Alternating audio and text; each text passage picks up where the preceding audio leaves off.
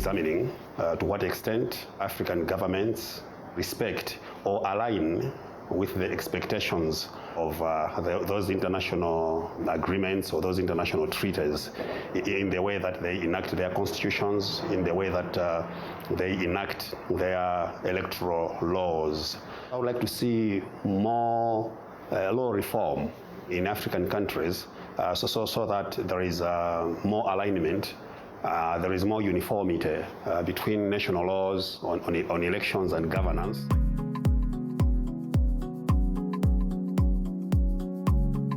Presentation is on the international benchmarks on credible elections.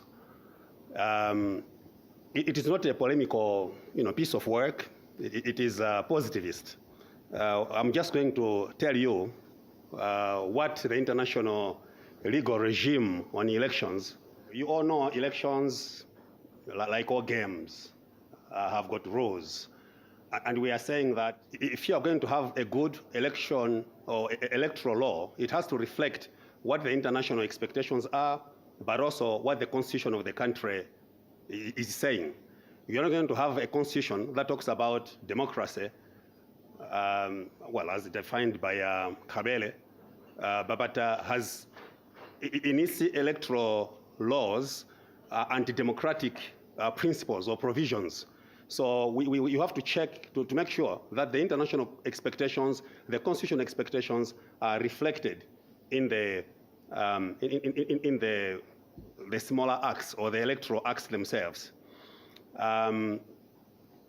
Internationally, we have the Universal Declaration of Human Rights, which is considered one of the most important instruments of international law, customary international law, and it is binding on all states.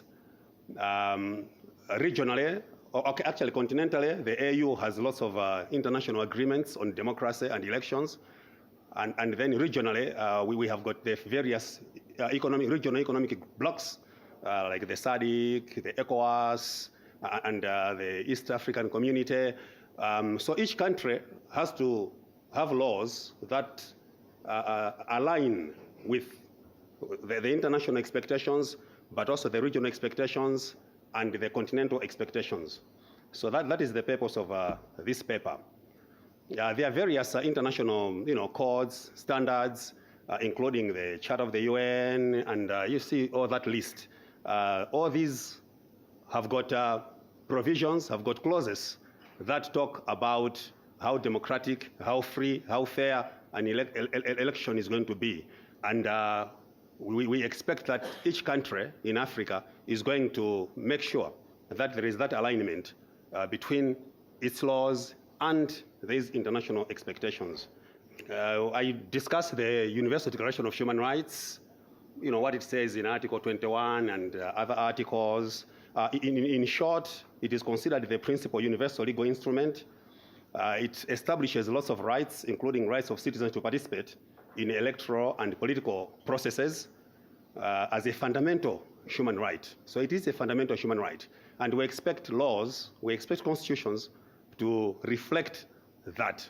And most of the countries that I've been to have provisions, including Malawi, where I come from, that reflect that universality or the democratic right of citizens to participate in elections and in political processes.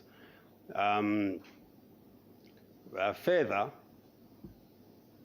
we have the International Convention on Civil and Political Rights. It also, gives various freedoms of, opinion, expression, information, assembly, association, and, it bans discrimination. And I'm arguing that all these are sine qua non, are extremely important for democratic elections.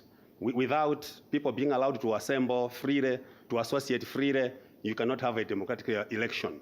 So that is the argument I am making.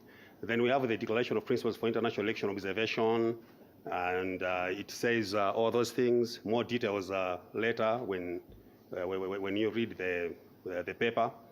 We have the African Charter on Human and People's Rights, also provides for equality before the law, equal protection, freedoms of conscience, association, assembly, and all the other freedoms we talked about. We have the AU Declaration of Principles Governing Democratic Elections in Africa, and it says all those things. I do not want to belabor the point. We have the guidelines for African Union observation and monitoring missions, the African Charter on Democracy, Elections and Governance. They are very important. It bans military coups. You know, if you do a coup in your country, the African Union is not going to recognize the new government. And this is a very important development in African law. We also have regional instruments, as I mentioned. The various regional economic communities have adopted instruments on democracy and governance. You know, the SADC, I already mentioned some of the regional instruments that are there. When we look at all these laws, we are looking for whether a particular country has systems in place or a regime in place that is going to achieve a free and fair election. And we were saying that there must be some kind of consistent and comprehensive methodology to determine that these things have happened. And we are looking at basic human rights. Are they guaranteed? Constitutional freedoms must be upheld all the time. Movement, speech, all those freedoms I mentioned earlier, they have to be reflected in the law, and they have got to be there in practice, not just on paper. So the paper has got the promises, and we do not want to see the practice being, the promises being broken. So we want there to be congruency between what is on paper, what is the law, and how the law is implemented. In conclusion, we are saying that we would like to see that the international treaties and standards and codes appear in the constitutional provisions of a particular country. They appear in the electoral laws of a particular country. We want to see that there is compliance with all these, and also to see that all the elements that go into that are the moments of a free and fair election are reflected and are obeyed at all times. Perhaps before anyone says anything, I notice that I have not dealt with, I have not come down in terms of instantiation. I have spoken about all these things without saying which countries am I going to instantiate, or I'm going to give as examples, or whose laws am I going to examine. So I would like to suggest, or I would like to tell you that I plan to instantiate this discussion in Liberia, in Egypt, and in Malawi. So after I discuss in general terms the elements that I've spoken about, I'm going to assess how these three countries comply with the expectations of the supranational arrangements under those treaties. I think I will stop there. Thank you very much.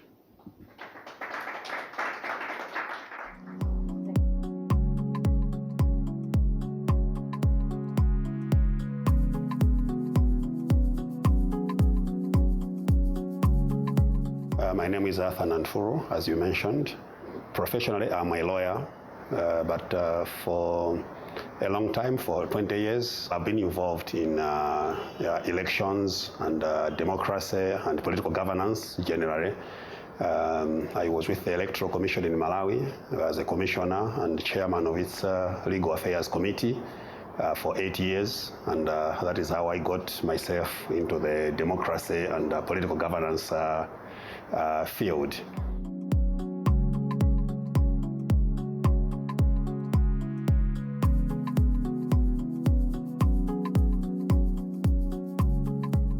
Today, I am going to talk about the international benchmarks for credible elections. Basically, what I'm going to be arguing is that there is an international regime, or there are international treaties, international arrangements that have been in place perhaps since the Universal Declaration of Human Rights, and there have been a lot of other international arrangements or supranational arrangements that are in place.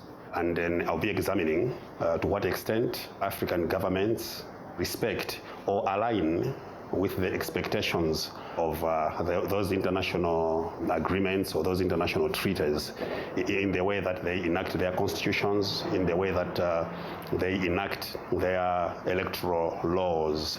So briefly, it is the extent to which national laws align with international expectations as outlined in the various international agreements, international treaties.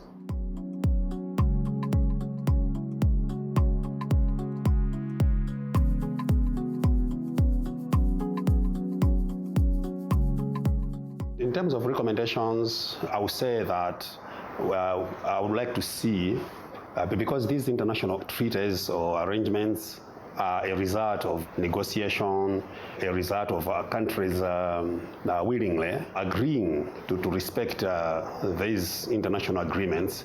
Yes, I would like to see more law reform in African countries so that there is more alignment.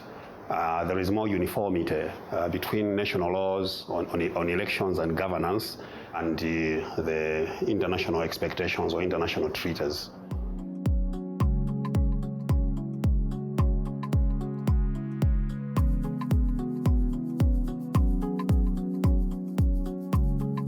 What I know about the APRM and the work that I've done for it before, there is always this kind of review where countries willingly accept that they be reviewed.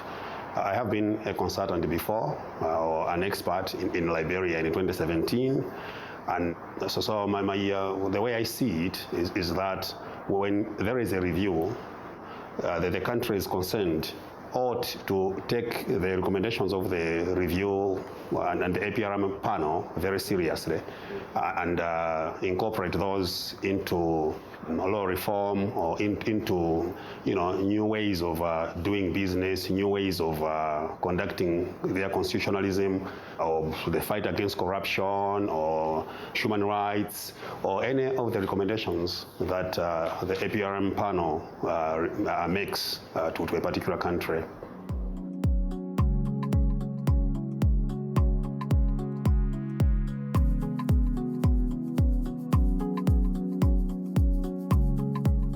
I believe that there should be space for theory and practice to interact. Sometimes academics, they live in their own world, so they need to come down and be with us practitioners so that they appreciate the challenges that we meet when we are out there in the field actually doing the work. So I would recommend that.